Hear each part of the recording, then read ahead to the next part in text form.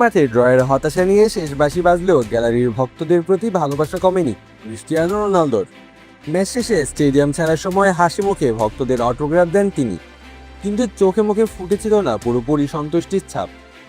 DR কঙ্গোর বিপক্ষে 1-1 গোলের draw নিয়ে সরাসরি স্বীকারও করেছেন ফলটা যেমন চেয়েছিলেন তেমন হয়নি।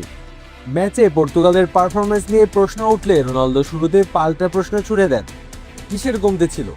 এরপর নিজেই পরিষ্কার করে বলেন, কোনো কিছুরই ঘাটতি ছিল না, ফুটবল এমনই, কখনো জয় আসে আবার কখনো ড্র কিংবা হার। তার মতে এই ম্যাচ যে কোনো দিকেই যেতে পারত। খেলা শেষ হওয়ার কিছুক্ষণের মধ্যেই সামাজিক যোগাযোগ মাধ্যমে নিজের অনুভূতি শেয়ার করেন এই পর্তুগিজ তারকা। তিনি লেখেন, আমরা যেমনটা চেয়েছিলাম শুরুটা তেমন হয়নি, তবে গল্পটা এখনও শেষ হয়ে যায়নি। পাশাপাশি সবাইকে মাথা উঁচু রেখে পরবর্তী ম্যাচে মনোযোগ দেওয়ার আহ্বান জানান। এই ম্যাচে আরেকটি গুরুত্বপূর্ণ অর্জনও করেন রোনালদো। 41 বছর বয়সে মাঠে নেমে তিনি পর্তুগাল জাতীয় দলের ইতিহাসে সবচেয়ে বয়স্ক খেলোয়াড় হিসেবে নতুন রেকর্ড গড়েন। তিনি ছাড়িয়ে যান তার দীর্ঘদিনের সতীর্থ পেপেকে, যিনি গ্যালারিতে বসে এই ম্যাচটি উপভোগ করেন। বিশ্বকাপে ষষ্ঠবার অংশ নিয়ে রোনালদো সমান করেন আর্জেন্টিনার মহাতারকা লিওনেল মেসির রেকর্ড, যা ফুটবল ইতিহাসে এক বিরল মাইলফলক। বয়সভিত্তিক আরেকটি তালিকায় তিনি এখন বিশ্বকাপ ইতিহাসে গোলকিপার বাদে দ্বিতীয় সর্বোচ্চ বয়সী খেলোয়াড় হিসেবে জায়গা করে নিয়েছেন। তার সামনে আছেন শুধু ক্যামেরুনের কিংবদন্তি রজার মিলা, যিনি 1994 সালে 42 বছর 39 দিন বয়সে খেলেছিলেন।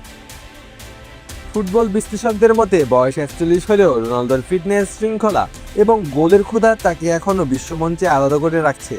ক্লাব ফুটবলে আল নাসেরের হয়ে ধারাবাহিকতা বজায় রেখে তিনি এখনও পর্তুগালকে নেতৃত্ব দিচ্ছেন এক নতুন ইতিহাসের পথে। সব মিলিয়ে ড্রয়ের হতাশা থাকলেও রোনালদোর বার্তা পরিষ্কার, পথ এখনও শেষ হয়নি, সামনে আরও বড় লড়াই অপেক্ষা করছে। এই ম্যাচের পর পর্তুগাল শিবিরের সবচেয়ে বড় আলোচনার বিষয় ছিল রোনালদোর নেতৃত্বগুণ ও মানসিক দৃঢ়তা। বয়স যতই বাড়ুক, মাঠে তার উপস্থিতি এখনও সতীর্থদের জন্য অনুপ্রেরণার উৎস। কোচিং স্টাফ থেকে শুরু করে তরুণ খেলোয়াড়রা মনে করছেন চাপের মুহূর্তে তার অভিজ্ঞতাই দলকে ভরসা দিচ্ছে। বিশেষ করে বিশ্বকাপের মতো বড় মঞ্চে, যেখানে একটি ভুলই পুরো গল্প বদলে দিতে পারে, সেখানে ক্রিস্টিয়ানোর মতো একজন লিডারে থাকা পর্তুগালের জন্য এখনও সবচেয়ে বড় শক্তি হিসেবে দেখা যাচ্ছে।